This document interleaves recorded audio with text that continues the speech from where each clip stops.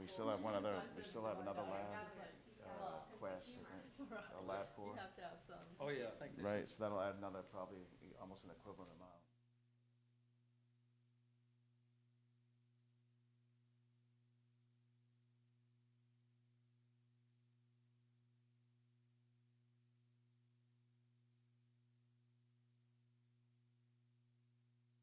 Okay, I think we can begin.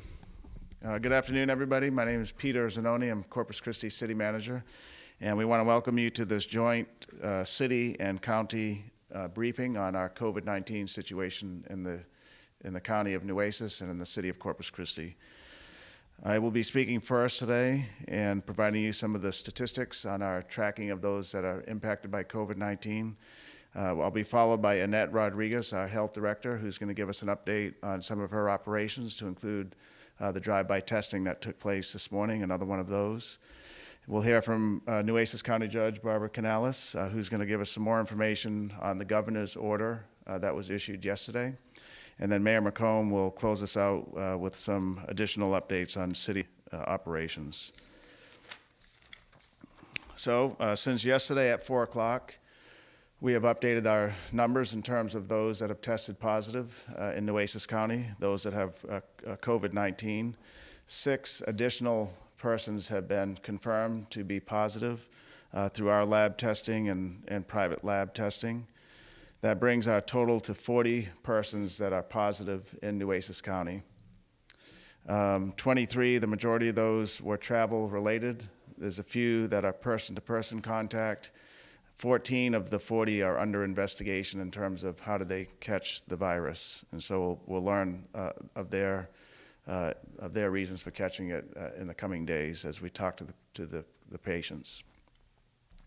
We still have 0 deaths in Nueces County with respect to COVID-19. At this point, with the 40 cases, it's a 50-50 split in male and female. The number of males that have it are 20. The number of females that have it is also 20 with today's information. And the age groups continue to be the preponderance of persons having COVID-19 are in the 40 to 49, as well as the 60 to 69 age bracket. With yesterday to today's additional 6, we have 1 new person in the 80 to 89-year-old category. Some of the efforts that the mayor has done and the judge have done in terms of getting private and commercial labs to report to us is beginning to pay off. Since Monday, through our work through today, we had one of our commercial labs in the community, Quest Diagnostic, now report to us all their testing, all the analysis that they have done in terms of testing if a patient's positive or not to us, and that's 183 tests that have been performed by them, by Quest Diagnostic. And so when you count the city's 199 tests that we've performed in our labs with the 183 that Quest Diagnostics has done, we're just shy of 400, 382 to be exact, tests that have been analyzed in local labs. We're still waiting on additional information from LabCorp and some of the private hospitals, so the number of tests analyzed in our community will be greater once we get those numbers in from these other testing locations. We, in terms of where are these folks from in Nueces County, what cities do they live in? The majority is in Corpus Christi. A total of 36 of the 40 are Corpus Christi residents. 1 is a Robstown resident, and 3 are residences of Port Aransas. And then let's talk about their disposition. So the majority, 33 of the 40, are at home recovering, and 7 of the 40 are in the hospital. 2 of those 7 that are in the hospital are in critical condition, and then the other 5 are improving in the hospital. So that concludes the statistics to date. Let me update you on our first responders. So one of the tests that was performed today was for the person yesterday that was in that Galahar traffic accident that resulted in her being tested for COVID-19 because of her symptoms. She tested negative today. So that means 10 first responders that were placed into quarantine yesterday are being taken out of quarantine, which is good. So she tested negative. That means 6 firefighters and 4 police officers are taken out of quarantine. They were just in for about a day. That leaves us with five remaining firefighter paramedics are in quarantine. That's from there transporting a patient about 2 weeks ago who tested positive. And the firefighters were in the early stages of changing our protocol and didn't have all the protective gear on. So they'll remain into quarantine just until tomorrow. That'll be their 14-day period. Tomorrow at noon, they'll be released. And then there'll be no additional, first responders in quarantine. And then the final thing I'm going to update you on is a plea to the community to adhere to what we're telling you in terms of social distancing and minimizing groups. We've done a lot to minimize that. One of the things that remains open in our community is our parks and our playgrounds and our basketball courts in particular. Many Texas cities, from Dallas to Fort Worth to Austin and San Antonio, have either completely closed their playground and basketball courts and equipment or have partially. Ours are open 100%, but we are seeing and we're hearing a lot of comments from the community that there's big groups of people playing at the basketball courts. They're playing pickup games. They're pretty close to each other and so on. We want to give one more plea to the community that we're putting signage up today so persons playing on those courts can read and see that they should not be playing pickup games. They shouldn't be playing in groups of more than 10 on the court. In fact, we're recommending that they just do free throwing on any of our basketball courts, that they limit the number of persons on the basketball court. We're going to turn the lights off at dusk on the basketball courts in hopes that that'll keep folks away at least for a few hours as the nighttime comes in.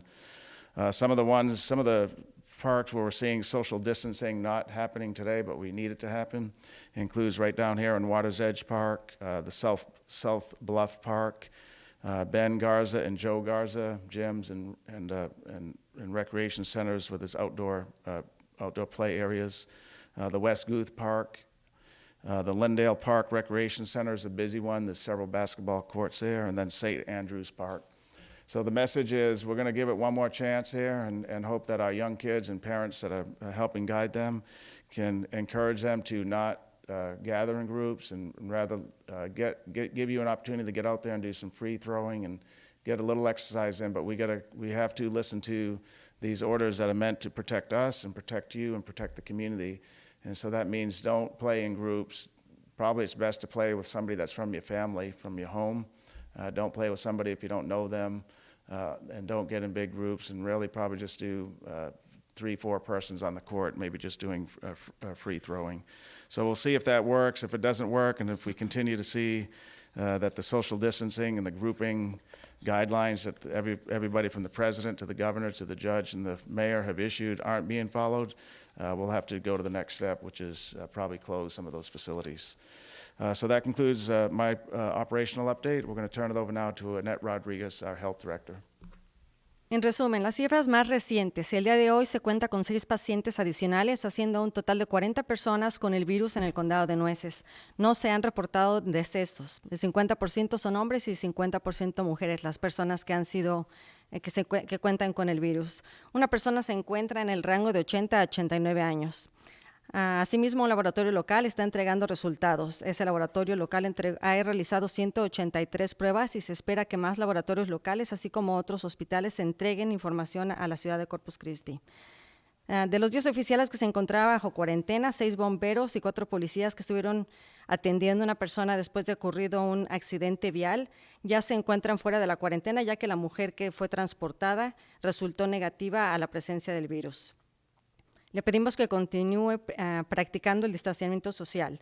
También pudieran haber cambios en algunos parques locales, especialmente en las canchas de básquetbol, debido a que se han reportado grupos de más de 10 personas. Así que esperamos que las personas que se reúnan sean en grupos de menos de 10 personas. Today's drive-through was very successful. The testing began at 8 o'clock sharp and finished at 8:45, and 31 samples were collected today. I want to mention again, the Health District is working with the blood bank on a very promising technique to fight COVID-19. The goal is to start a convalescent plasma program locally. Convalescent plasma is where you take blood from a recovered COVID-19 patient, process the blood to isolate the plasma, and when completed, the plasma, which contains antibodies, can be used on critically ill COVID-19 patients. The antibodies the recovered patients produce can be used to slow down the symptoms and aid in recovery until medication or a vaccine can be developed. This is an emergency technique allowed by the FDA during the fight against COVID-19 disease. For those individuals who were positive with COVID-19, we are asking you to consider being part of this program as soon as you recover. Your plasma could save as many as 4 critically ill COVID-19 patients. A very important message also is that the Health District, on behalf of the Nueces community, will be seeking your help. The Health District is asking the community to donate any unused CPAP and BiPAP machines. These are machines that are used for sleep apnea. Any old or unused machine can be used as an alternative to ventilators and will be very useful should we run low on any ventilators. We are working on the logistics for the drop-off locations for these sleep apnea-assisted breathing machines, and we'll share the information with you at a later date. Please make sure you continue to follow our social media, as well as keep up with our website on www.cctexas.com/coronavirus, where information will be posted at a later date on how to drop off your machines. We are continuing to advise the general public to be vigilant about staying at home as much as possible. When you do go out to shopping areas, do not congregate, avoid crowded areas, practice staying 6 feet or more away from others, protect our vulnerable and elderly population by protecting them from the sick. Thank you. En resumen, el día de hoy se realizó la toma de 31 muestras de personas que se sospecha pudieran haber contraído el virus. Como anunciamos ayer, estamos trabajando con el banco de sangre para llevar a cabo una técnica muy prometedora y poder extraer anticuerpos provenientes de la sangre de personas que se han recuperado del coronavirus y así tratar médicamente a pacientes gravemente enfermos.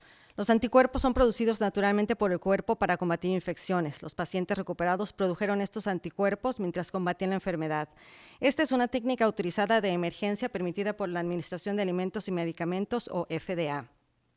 Para aquellas personas que dieron positivo al virus, le pedimos que considere ser parte de este programa tan pronto como esté disponible. Su plasma podría salvar muchas vidas y será muy útil. También estamos pidiendo a la comunidad que considere la donación de máquinas CPAP y BiPAP que normalmente se utilizan para tratar apnea del sueño. Estas máquinas pueden utilizarse a falta de equipo de ventilación y no serán muy útiles. Si está interesado en donar, la información se va a publicar en la dirección www.cctexas.com/coronavirus. Thank you and good afternoon. I want to go over some of the highlights and, in fact, a very important distinction that the governor made yesterday in his orders. The most important that I think that you need to understand, and we are getting absolute clarity on this from the governor himself. And first, I'd like to read it, and then I'd like to offer an explanation. The permission or allowance to gather in groups of 10 or less has now been eliminated. These are the governor's words. People are no longer to gather in groups of less than 10, with the only exception being churches. Churches should try to provide their service through strategies that don't require people to gather at all. But if that doesn't work, they should gather in ways that comply with the best hygiene and distancing practices, as prescribed by federal officials. So, in the past, we have always said that social groups of 10 or less are permitted.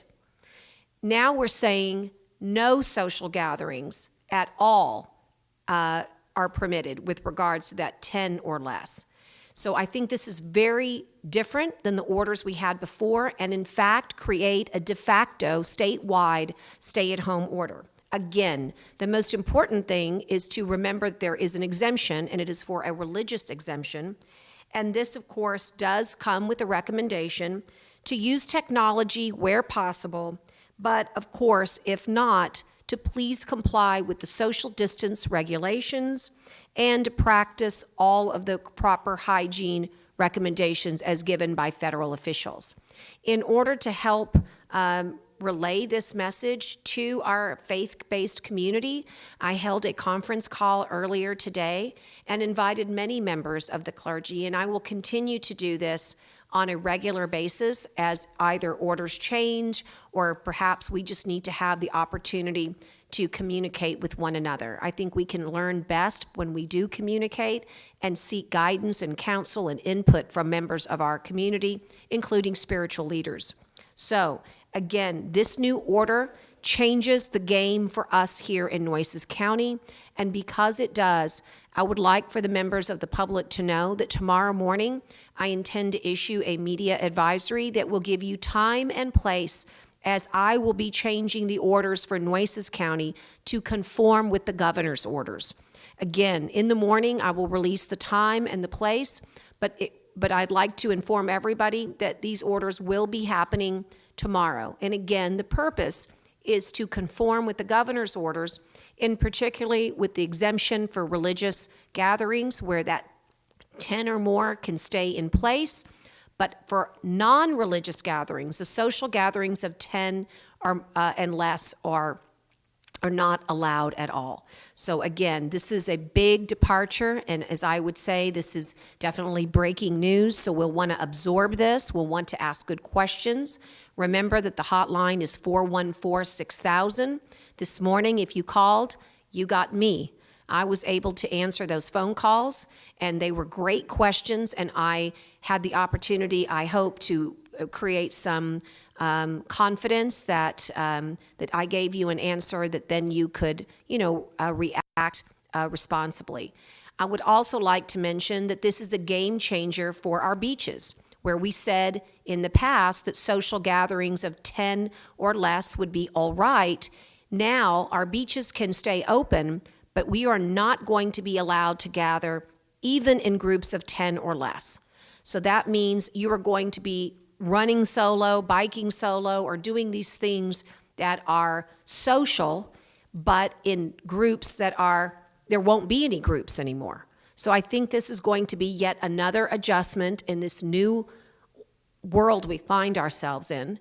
But clearly, the governor is being driven by data to make these policies, and I believe he is counting on county judges as leaders of their overall community to make certain that we can not only comply, but support him by adjusting these orders. And so I will be available later for questions, and with that, I will see you all tomorrow. En resumen, el día de ayer el gobernador realizó una clarificación sobre varias de sus órdenes. En el pasado habíamos dicho que no se permitían los grupos sociales de mayores a 10 personas. Ahora se está pidiendo evitar todas las reuniones, no importa el número de personas.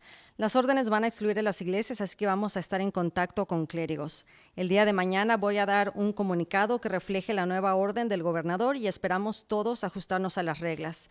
Para cualquier pregunta puede llamar al número 414-6000, se atiende en español y en inglés, o puede mandar un correo electrónico a la dirección county.attorney@nuecesco.com.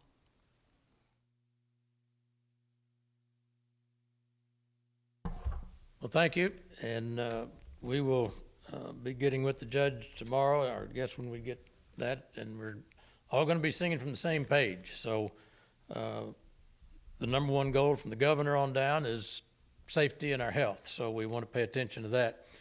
But in the meantime, I wanted to remind you that work continues by the city and the county in doing what they're supposed to be doing and serving the public that they represent. And so you will continue to see work crews, both city and county, doing what it takes to keep our city and business going. We don't stop providing water and fixing streets during emergencies. Usually we get busier. But we continue to do that, but yet we're practicing the distancing requirements as best we can, and we're emphasizing that to all of our employees that are out working. In fact, our call center, those representatives now are at home doing home-based work, but that we've received 5,647 calls to date, which is more than we took this time last year. So the public has got a lot of questions, and we hope we have a lot of answers, and we're continuing to work, and the county is also. but they're being called at their residence to continue to serve the public. And I just want to continue to ask you to be creative, think outside the box. We've heard that phrase, but it's kind of fun to kind of think how we can accomplish something doing it differently. And so we're being challenged tremendously on that. And the admonition of the group size, the 10 was where we are, but if the governor has now said that it's going down to no socialized groups over 10, then we need to enforce that, and we'll be looking closely also at our parks while they're still open and the beaches while it's still open. But we're hoping that people will respond positively, because there is a lot of enjoyment taking strolls on the beach or going to the park. Just don't go out there in groups and this sort of thing. But if push comes to shove, I'm certain that we may have to cross that threshold and just completely close them. But we don't want to if we don't have to, and I think public response will dictate that decision at the proper time. So remember, stay home, don't roam, stay healthy, be considerate, say your prayers, say your meditations, whatever, but we're going to get through this, but all working together, and the more we work together and the tighter we become as a community, the quicker we're going to get past this. And I've got a lot of confidence in you. I've seen it done in the past, and so we're counting on you, and we'll just move forward. We're going to be getting better, but in the meantime, we stay together, we work together, and we'll get that goal accomplished. Thank you. En resumen, las operaciones de trabajo en el condado de la ciudad continúan. El centro de llamadas continúa contestando a sus preguntas y hacemos lo mejor para atenderlo. Le pedimos que sea creativo mientras estamos en este periodo y le pedimos no estar en grupos. Vamos a tener que ajustarnos a los cambios en las órdenes. Recuerde quedarse en casa. Vamos a salir pronto de esta situación. So even though it's after 5, the hotline is working. It's working here in our own delegation, and I want to make a clarification with regards to the governor's order. If you are with your family, you're okay. But the social gatherings of less than 10 that we talked about being eliminated are truly those social gatherings. So if you and your wife are taking a walk, it's our understanding that that's okay. But the social gatherings piece of it, those are being eliminated altogether. So in the process of enjoying the beach, the park, the bayfront, or your backyard, you definitely want to continue to practice that social distancing, but this idea of the groups that we were allowing before in groups of 10 are no longer, with the exception, of course, we mentioned earlier, churches. However, it also extends to your household or your family. In my case, I have 8 children living in one roof, plus Doug and I, and so I'm going to practice the separation even at home, because that's too many even for one household. So what does it mean? Use your common sense. You know what the most powerful weapon we have? It's right here, our brains. And I want us to think constantly. Is this good for me? Does this make sense? And am I complying with the governor's orders, which will be the Nueces County orders as well?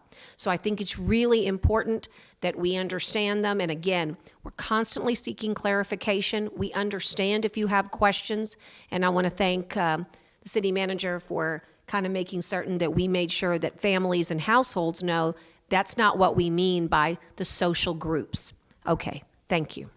Para poder clarificar, la orden del gobernador indica que no se permite estar en grupos sociales. Sí se permite si está reunido con sus familiares, pero solamente es en grupos sociales, excepto en iglesias, aunque esa exención se va a ajustar. So that concludes our joint press briefing, joint city and county press briefing. I just did want to thank a few businesses that have donated food in recent days to our joint city-county health district. Under Annette and Dr. Dante's leadership, it's a hard-working, dedicated group of people, and they don't often have time to get out even to grab lunch anymore like they used to. And so Jack's Dinner Bell, the Port of Corpus Christi, Randolph Brooks Federal Credit Union, and even Christus Spahn Hospital, those 4 organizations have taken time and their own money and effort to help feed our staff, and the staff, I can tell you, firsthand greatly appreciates that. So we want to thank, again, Jack's Dinner Bell, Port of Corpus Christi, Randolph Brooks Federal Credit Union, and Krista Spahn Hospital for taking time out to help our employees as we help the community get through this. So with that, we're here if you have any questions today.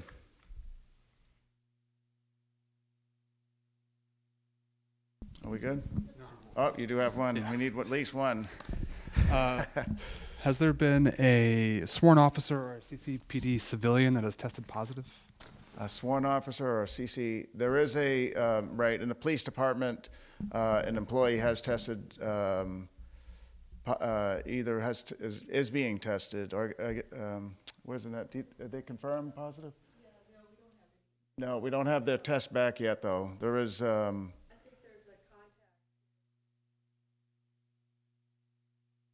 contact. Okay. Yeah, Within no, the right. This Police is- department as a Yeah, or they may be in the testing stage. Yeah. Right. Is there anything being done just proactively? in regards to Well, that? so we 2 weeks ago proactively have social distance employees, a lot of telecommutings taking place. In fact, in City Hall that normally has over 500 people, there's only 100 people working in the building today. And so at the police department, we're looking a little closer at some of those workspaces to make sure there's a good social distancing. We're encouraging some more telecommuting in that operation, as well as in our purchasing department. Okay, thank you. Very good, thank you. We'll see you all tomorrow at 5 o'clock.